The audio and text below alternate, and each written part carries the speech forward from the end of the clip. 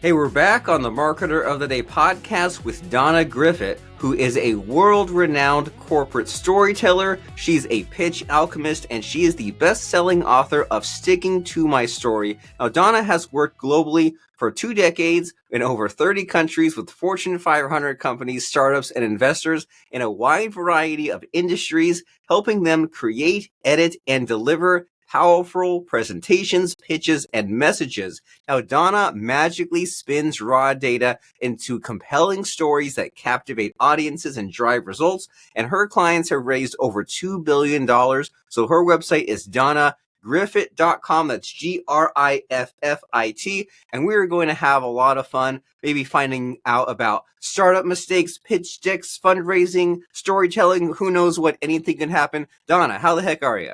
I am heck good. Thank you. Glad to Thanks for hear it. having And me, like, yeah, Robert. like that cover behind you, like it looks so familiar. Maybe just it's been bothering me. Like I know you from somewhere. I've seen you Could be the somewhere. book. Maybe it's just Could be one the of book. those faces or one of those book covers. Who Yeah. knows? But Maybe we met what in a are you past all life. past? Yeah, past life or like resurrection. Who knows what's going on? But what are you all about? Like we kind of introduced you a little bit, but in your own words, just what has you super excited, jazzed, pumped up?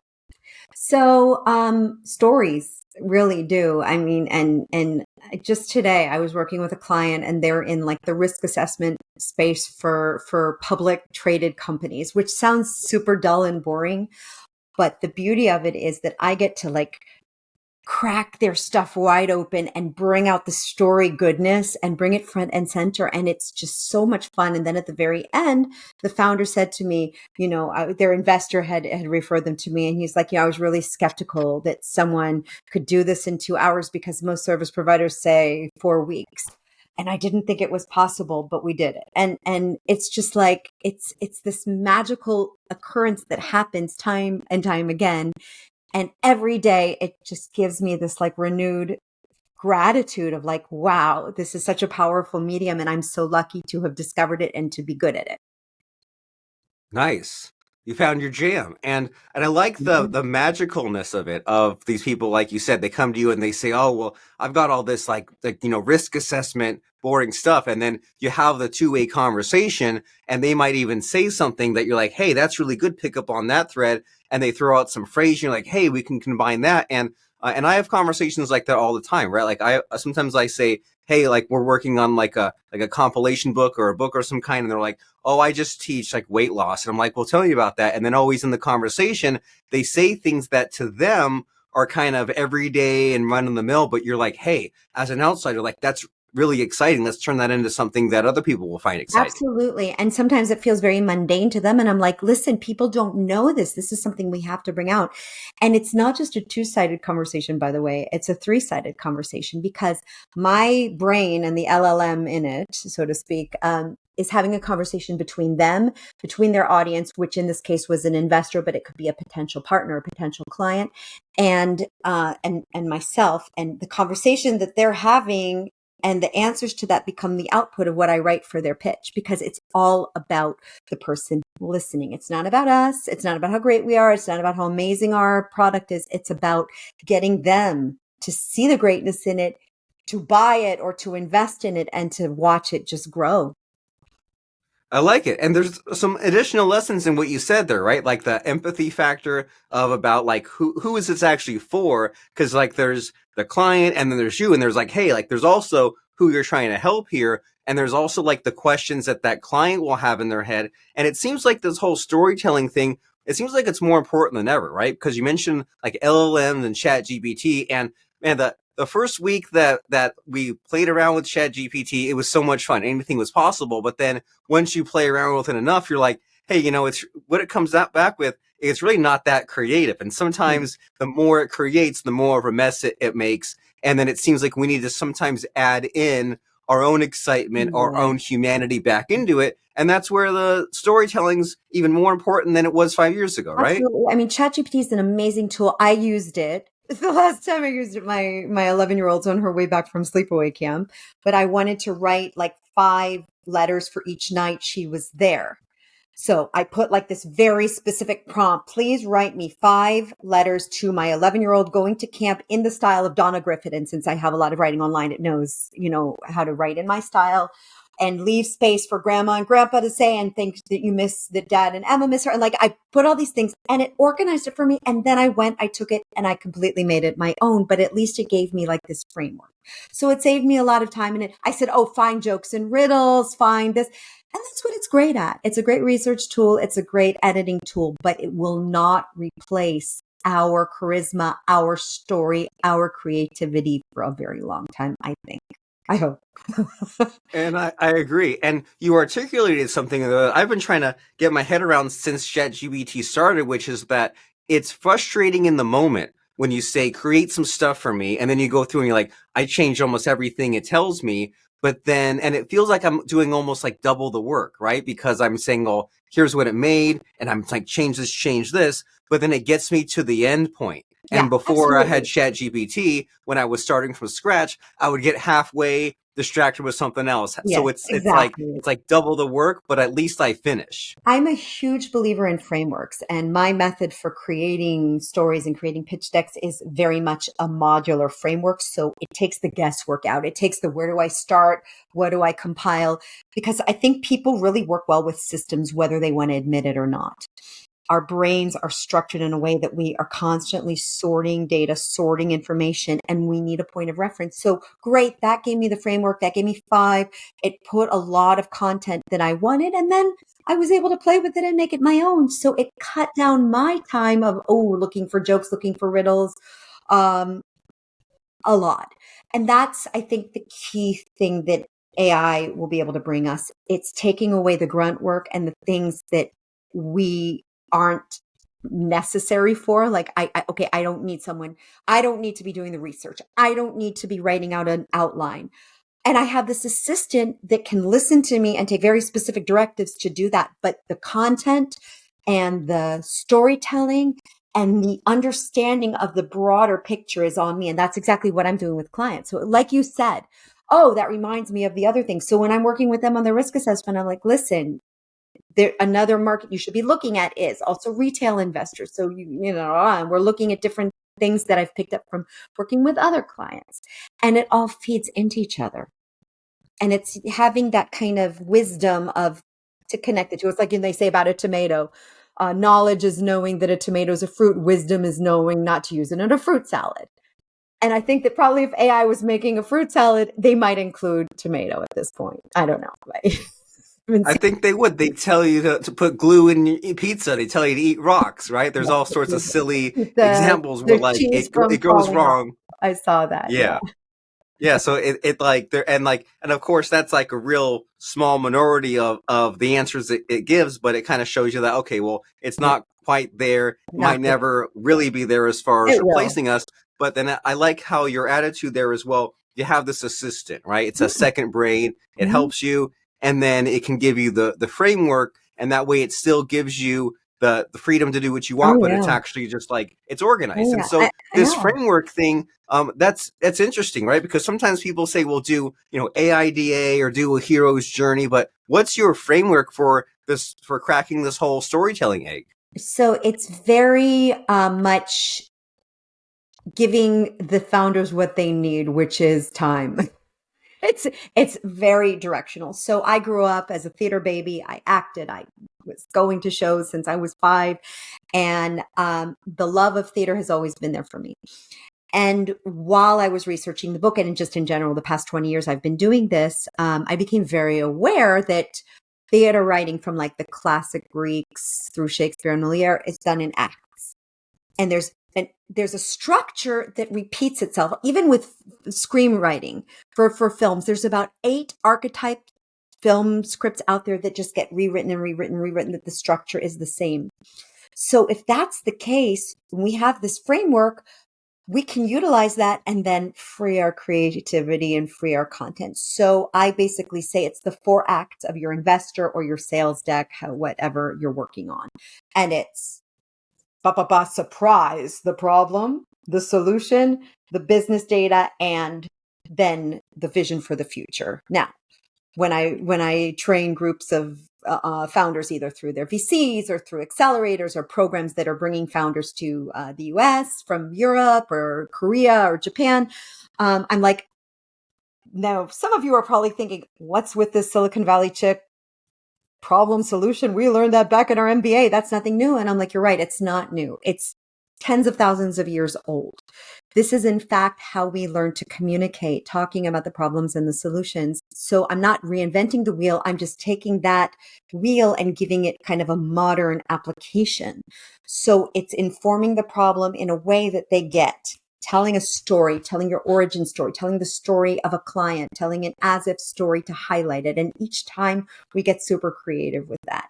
And then your solution and how it informs and solves the pain, or as Silicon Valley investors are now calling it, the hair on fire moment. How are you putting out that fire? And then all the business data to back it up, how you're going to make money, how big the market is, how will you get there, and then vision for the future, because you want to show them that it's something much bigger than what you're working on right now. So 4 acts, Very nice. 4 chunks, 4 framework pieces. And it's easily understood. And I like this idea of, well, if you have it in these different acts, then someone is like better primed to receive the information, right? Because if you just started with a solution, it's like, well, hey, what are we solving, right? You just started with the data. You're like, well, what did this lead to? And it seems like it can help in a lot of ways to keep us from going in the wrong order. And then if you have some kind of fun, interesting idea, then you can like, it's logical, like where it can drop right in. Like, I really like how in there you kind of like disarmed your audience in your story about saying like, well, hey, haven't we learned this? And you're like, well, of course you learned it, but like, here's why this is so important. And here's what's the same, but also different. Because if I gave you something totally out of left field, you'd be like, well, this is new and unproven. Mm-hmm. If I give you the same old boring stuff, you're like, I'm not learning anything. So it's cool how it's just, it helps to better like focus, redirect the little nuggets in what you're talking about. And so just as far as this whole like storytelling presentation, maybe even people implementing your 4 acts, like where do you see people going wrong? What are the mistakes? Oh, goodness. So the first, you just kind of said it within your things, is starting with talking about themselves and why they're so great, why their solution is the winner, why them. And they've lost, like, that's talking to the head, but they're missing out on the heart and the gut. And I say this is like 3-point presenting: the mind, the heart, and the gut. You want to capture all of them, because people are, at the end of the day, very emotional creatures. We make decisions from the gut and from the heart. We process the data through our computer, but at the same time, it has to resonate in a way. And when you start off with the pain and they're feeling that empathy, that like, oh, you get it. It's either about me if I'm a potential client, or it's about an audience if I'm a potential investor and I see, wow, you really get this audience. I know someone in that audience, or I am part of that audience, or I can really imagine what that's like. I mean, I'm not a institutional investor. I don't work for JP Morgan, but I can at least see, oh my gosh, look at how many billions they are losing because of SCAs, which I just learned about today. So it's showing the investors that you really know about that. And so one mistake is talking too much about themselves and too little about the audience. Another mistake is getting too technical. Investors are extremely smart people, but at the same time, they don't know everything about technology, and you need to be able to explain it in a way that everyone gets it. So for today, for example, I told them, let's put in like a primer slide, an SCA 101. So if in case people don't know what that is, here's just 3 definitions that you need to know, and that's it. Boom. And if somebody says, I'm very familiar with it, great, just skip that slide. But you need to do it in a way that you're distilling knowledge and you're not dumbing it down. I see it as elevating your audience, making them feel smart. And probably the third biggest mistake I see is arguing. Investors, I sat down with a VC partner several years ago, and he said, we see so many amazing companies that we're not looking for reasons to say yes, we're looking for reasons to say no. He said, so somebody could look at their phone in the middle of a meeting, and that's it for us. Like, it's a red flag. And I'm like, wow, that's severe. He's like, listen, that's how competitive it is. We have to look for the small things. So arguing is a great way to get yourself on their no list. And they share these no lists. So you want to be careful with that. So you need to kind of be open to feedback. Sometimes they're going to purposely ask you pointed questions to see how you respond to it. And you want to show that you're open to learning something and you're not automatically going to argue with them. Arguing, they see that they're like, this is not someone I want to sit on their board and spend the next 6, 7 years building a company with. That's huge. And a lot of these are kind of like growing up life lessons. And I can tell that you're a theater major because you're all about the yes and, right? And like you're making me like having these flashbacks to when I was say like a teenager or a young adult. If I was in that kind of situation and like school presentation, someone asks you a question and you don't know or you argue, that's kind of a immature, underdeveloped way of Yeah. going about it. But if they maybe disagree with you, then there's that kind of empathic skill of being like, well, why did they ask that? Maybe they have a valid concern. You don't necessarily have to like completely fall over and agree with them or butt heads, but you can like kind of gently redirect and say like, hey, I can see why you thought that, and I agree with what you said, but then here's like a solution. And sometimes, the objection like doesn't matter that much, or it's like not relevant for right then. It doesn't have to be just that simple yes or no. That's the yes no. That's the brain thinking, right? Not Mhm. the heart and gut thinking, as you're saying. And so this is all helpful for us to think about. And you also said that you don't like to start with your kind of background, but I personally am curious about, since we're big on the emotion and the vulnerability and all that, like where have you struggled? Has there been a point in your career or a moment when just like you were like panicked, stressed, not sure how to continue? Like what comes to mind as far as A just few of one of those those. pivotal moments? A few of those, and those have always been external forces. So it was 2008 when I was doing primarily corporate training, and then we all know 2008, the enterprise imploded, and an entire year of work calendar was canceled. And then it was just like this holy bleep, what do I do now? And I had to completely reinvent myself and turn into more, instead of just training in big companies, working one-on-one with startups, which completely opened up an entirely new career path for me. So it's like a blessing, but it's hard to see it at that moment. Another moment like that was COVID. March 2020, the same days that I started getting messages from my daughter's school that they're shutting down, and we were living in an apartment complex with a pool and a common space, all of those areas shutting down. And then of course clients started canceling, clients that had already worked with me couldn't pay. And I was just like, oh, here we go again. And it's frightening. And it's frightening. But then it's like, okay, once I'm over the initial shock, what do I do? And that's when I started going into more virtual training, because people were hungry for virtual work. And I had already been doing virtual work with clients, so I was very comfortable. I was already a paying customer of Zoom, and one of the few that were beforehand. And then again, last spring, the investments were way down. I always say that you can tell what's going on in the investment market. I mean, the VC startup market, based on my calendar. When it's full, investments are happening. When it's crickets, that there's a freeze. And I interviewed David Blumberg, who's a big VC, and this was last year around this time or a little bit earlier. And he's like, think of VCs right now as having very deep pockets and very short arms, kind of like a T-Rex wearing cargo pants. So yes, the money is there, but everybody was waiting to see what would happen. And then suddenly, boom, 2024, the era of AI, and everybody was racing to get those great AI companies into their portfolio. And suddenly all AI companies, and suddenly all startups became AI companies too, were racing to have great messages to be able to get into that. So it's trends. And if you can kind of tell yourself, okay, take a breath. This is a moment. These are external forces. How can I ride this wave rather than let it crash into me?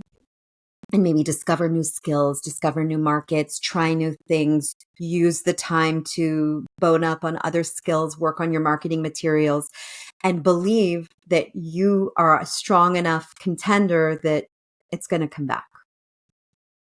Adapt, basically, right? And when whenever that term external forces comes up, I'm thinking, okay, then what can I control? What Exactly. can I do? Like you said, Exactly. learn new things or change the market you're doing, or figure out, or even like re-examine your advantages and your strengths, which maybe just in the same ways that your client didn't even know that what they said off the cuff was really special. Maybe there's some activity that you didn't even realize was really special, but pandemic hits or AI wave hits or whatever, and you're like, hey, now's my time to shine. Absolutely. And it's not easy to do that. And I can just say, after 20 years of going through this several times, I can kind of trust that it's a wave and it'll come back around.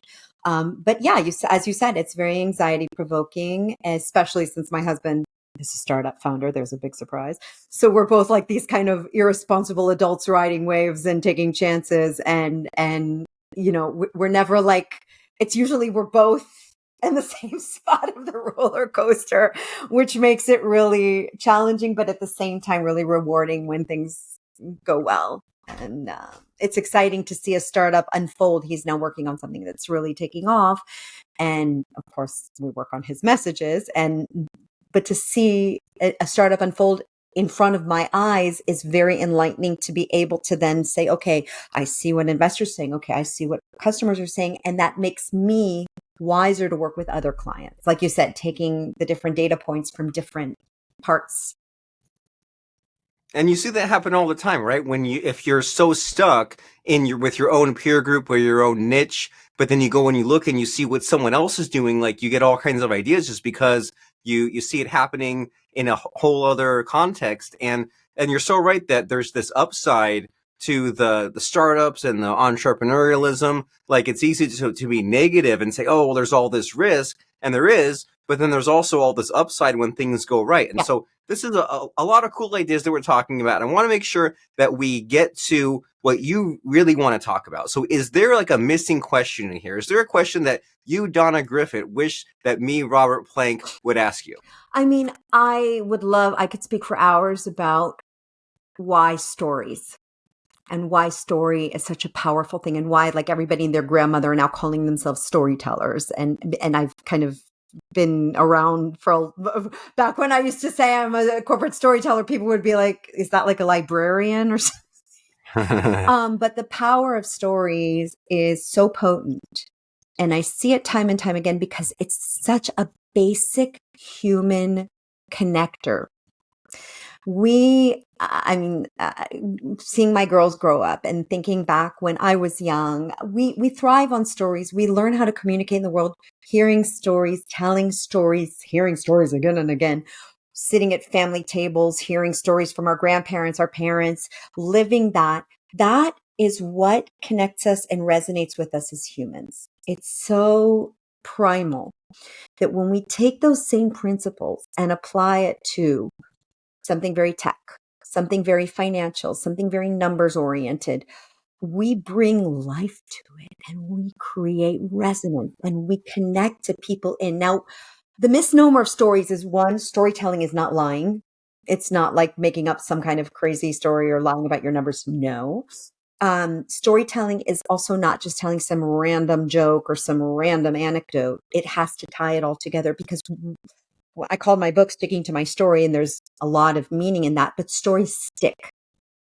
People aren't going to walk away from a meeting remembering the facts, the figures, the CAC, the LTV, the growth expectation for the next 5 years. They are going to remember stories you told them and how it made them feel. They're going to remember your origin story. They're going to remember the story of one of your clients. And that's relatable. Like I always say to my clients, if after our session, I can go out and have lunch in the other room with my husband, and he'll say, so what was the startup you just worked on? And I can relate their story, not coming from a financial background or a technical background or a risk background, that I know that we wrote the right story because it's tellable and it's memorable. That is super cool. And there's that Eleanor Roosevelt quote about like people won't remember what you said, but they'll remember how you felt. And I used to hear that and think like, yeah, but like who cares about some random story? But then this whole idea of sticking your story to something useful that you want to be important, memorable, and helpful, then it's like, okay, now it's actually serving a function because, and like sticking to my story, that's a cute phrase, right? Because it's like, okay, this is what I've said. That's my story and I'm sticking to it. But the sticking goes the other way, right? The stories stick to you as well. And as we're kind of wrapping up our conversation here, like, do you have any advice as far as the memorable cutesy phrases like that, because I love the sticking to my story. And I just started narrating a guy's book that's called like nobody knows more than everybody, or it's some kind of phrase like that of like, oh, there's like four meanings in that. So Mhm. do you have any advice, like do you ask chat gbt to give you 200 answers, or like No, how do you it's my brain. end I don't up on know. these like cute phrases? You know what? My brain just thinks in these ways. Like I have so many associations from songs, from trivia, from TV shows. I know, like I date myself often with like my references, but it's just these things that kind of emerge. I don't think that anybody that's in the creative realm can actually say how things get created. I remember because I called my workshops for years sticking to my story just because it was like it's a common phrase and it has story in it. But then when I started writing my book and I'm like, I want this to be the title. And my publisher looked and he's like, there's no titles of books. And the .com was free. I was just like, I got the .com. That's it. The book is written. No, but it's like, it's very exciting. And you kind of know, you kind of feel that like, that's it. So I don't know. I wouldn't go to ChatGPT. Like my default isn't let's go to ChatGPT. When I'm looking for a synonym, yeah, maybe, but not. I don't know. It's just trying out a bunch of different things, brainstorming, talking to people, looking for idioms and phrases around your subject and seeing what's not taken. I like that. And that is helpful. It's the being around all these things, process of elimination, and also let your subconscious do the work where, and we've all had those moments, right? We're like, that's it. Yeah. That's the domain name. That's the name of the book. That's the name of the website. We've all landed on like, it just jumps out at you and gets you excited. And so it's like, I guess the lesson there is there's no straight line to that, but you can set yourself up for success, and you should be aware and open to when that just is right there in front of your face, and it's like, okay, that's what it needs to be named. And so there's so many cool ideas here. And also, one last thing too is this whole idea of the story. I used to bore my wife telling her about like, business problems and work problems. And then once me and her started communicating with stories, it was kind of more like lighthearted and relatable, and it was fun for everyone involved. So even that's helped as far as like just a marriage communication tip, right? Just People in like general, talk about stories, absolutely. and it can be lighthearted. Yeah. Yeah, absolutely. It makes things more fun. It makes things more memorable. It makes things more intriguing in general.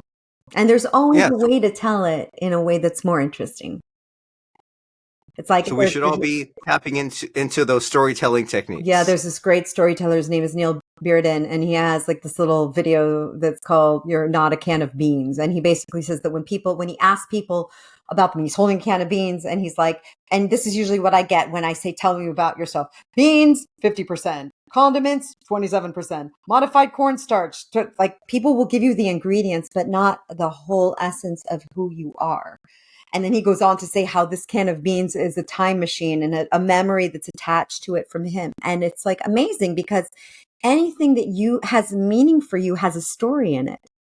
So you are not just a can of beans. You hold a whole world of meaning in it.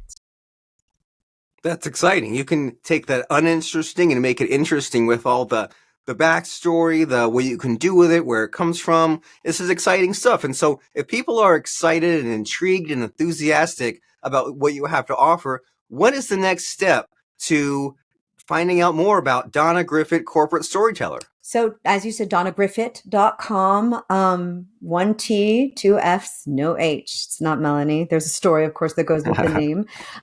You can feel free to reach out. I've got a lot of great resources on the website itself. And of course, you could check out Sticking to My Story, The Alchemy of Storytelling for Startups. It's on Amazon, both in paperback, Kindle, and audio. I did the narration for my book. And yeah, you could just drop me an email, donna@donnagriffit.com. And please mention the Marketer of the Day podcast because you will get a special discount for having listened to Robert. Very excellent. You're tracking your sources, figuring out where those referrals come from. So Donna Griffit, and that is Donna@donnagriffit.com. That last name is GRIFFIT.com. And what sort of problems should someone have when they contact you? Like, what can you help them solve? Most people reach out to me when they're trying to raise either seed or Series A money, several $1,000,000, and they are stuck on like 47 versions of the deck and they're still not getting it across. Or sales decks, they've raised some money and now they're ready to work with design partners or clients, or website content, course story. Those are the three big things that I deal with, the infrastructural messages, the things that are going to give you important and crucial conversations with important stakeholders for the next 3, 4, 5, even 10 years. Very awesome. So if that sounds like you, or if that is you exactly, then email Donna at donnagriffit.com or go to donnagriffit.com. Like Donna said, sometimes you want to distill something in a presentation without dumbing it down, or just navigate all the second guessing that you might be doing if you have 47 copies of your slide deck. So let Donna help you. Let her do what she does best. Take all this raw materials and data and put it into a really cool story and presentation. You'll be glad you did. DonnaGriffit.com. And as we wrap up our conversation here, Donna, I like to try to stump my guest a little bit at the end and ask for a fun quote or lesson that can really help us out. So does anything come to mind as far as a final quote or lesson? My the quote I live by, Winston Churchill, of course I'm an optimist. I don't see much point in being anything else.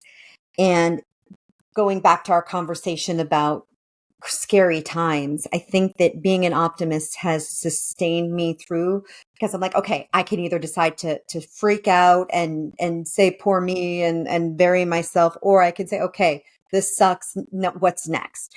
And I think that that's the power of optimism. It's powering through and seeing what's the opportunity. So that, to me, optimism is one of the biggest driving forces in the world.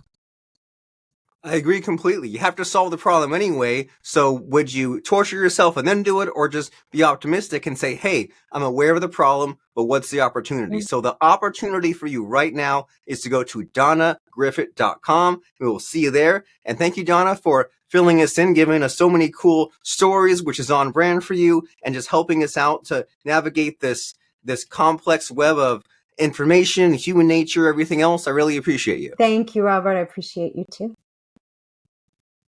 All right.